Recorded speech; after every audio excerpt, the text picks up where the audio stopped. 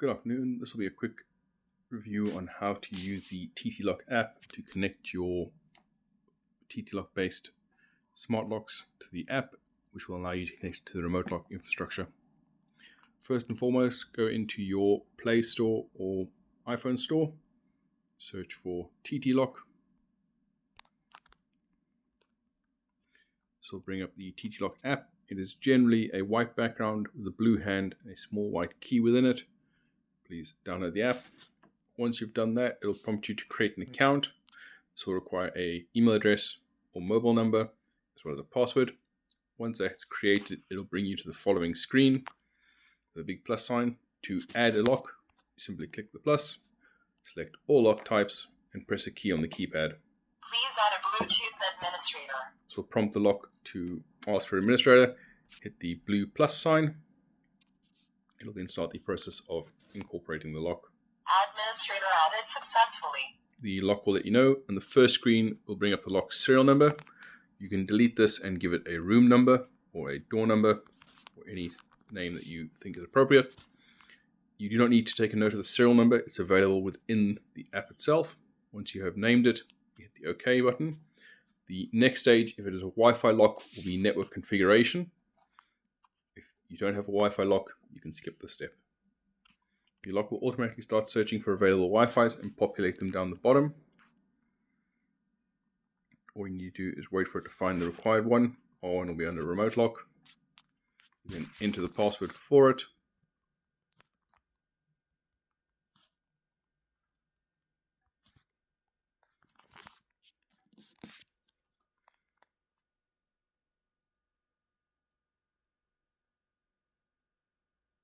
This step may take a few minutes depending on your Wi-Fi signal strength.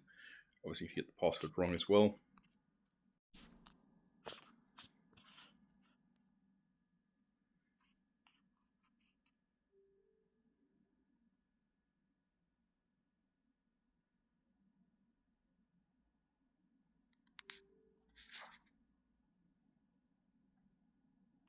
Once that is successful, you'll be prompted with the operation success. If it fails, you may need to do it once or twice, waking the keypad if it is poor signal to go past it. With the Wi-Fi locks and the Bluetooth locks, this is the next screen you will see. You have the room number, lock icon in the center of the screen, and then your options and settings at the bottom. The first option we always recommend doing while next to the lock is to change the following settings. First is to go to remote unlock. Ensure this is always set to on. This allows you to remotely unlock the locks from anywhere in the world and via the remote lock software. The next setting, which we also recommend that you look at first, is to go to lock clock. Depending on the setting within your language, it will be the next section of 3. So it'll be the 12th option down. This will then synchronize your lock to the current region and time setting to ensure that's correct for your clocks. All you do is hit calibrate time. It'll run for a few seconds and complete. Next option is to always check your firmware is up to date. This will be in the same setting menu, firmware update, check for update, and just let this run through. If there is an available update, it should take about 30 seconds to a minute for it to completely update. Once done, the next setting which will be applicable to your series of locks is your Wi-Fi sleep mode. To access it, you go to Wi-Fi and it'll bring up the following menu. By default, if you go to Wi-Fi sleep mode, you'll have a preset one, all hours, all day at sleep. We've found through testing that one of the best frequencies is to set it up an hour before check-in and an hour before checkout. This allows the locks to update and download any events or new users. To edit it, uncheck the all hours button. It'll then allow you to start a time. For example, on this case, we're going to do from midnight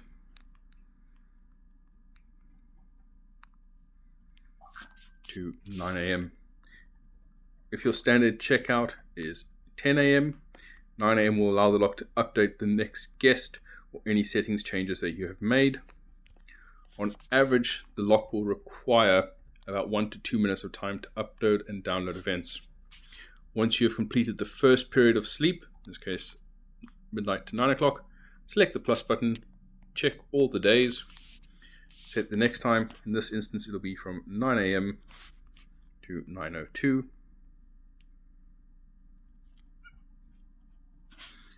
And then if your checkout is 3 o'clock in the afternoon, we would then set this to 2 o'clock.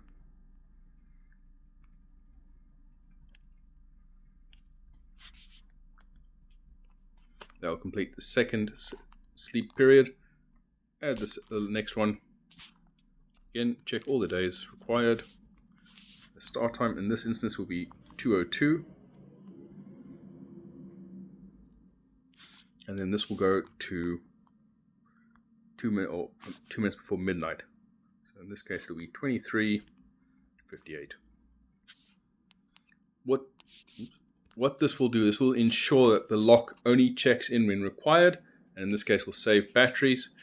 On average, we would expect that the batteries, depending if they're good quality branded batteries, to last anywhere from 6 to 12 months with a Wi-Fi sleep schedule. If no Wi-Fi sleep schedule is selected, we would anticipate to see between 2 weeks and 4 weeks of battery life. So there's quite a large discrepancy there. Once you've set your Wi-Fi sleep modes, you just hit the save button.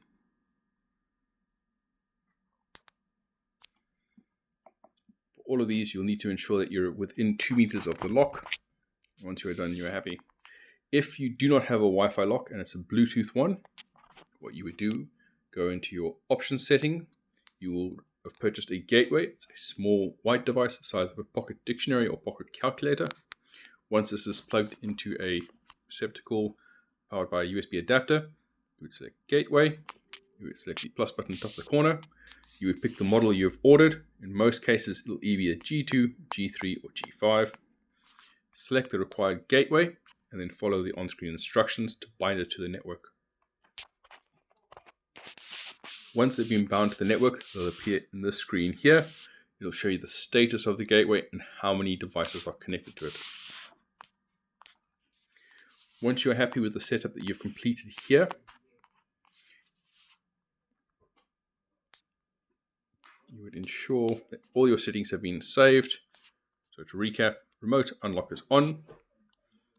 Wi-Fi settings are all there. You've updated your lock clock. You've completed a firmware update.